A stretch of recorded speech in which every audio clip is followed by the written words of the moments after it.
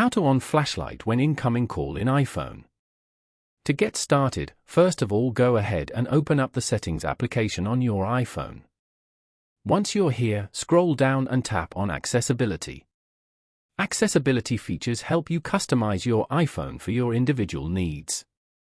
Inside the Accessibility menu, scroll down to the Hearing section and tap on Audio and Visual. Here, scroll down to the bottom of the Visual section and tap on LED Flash for alerts.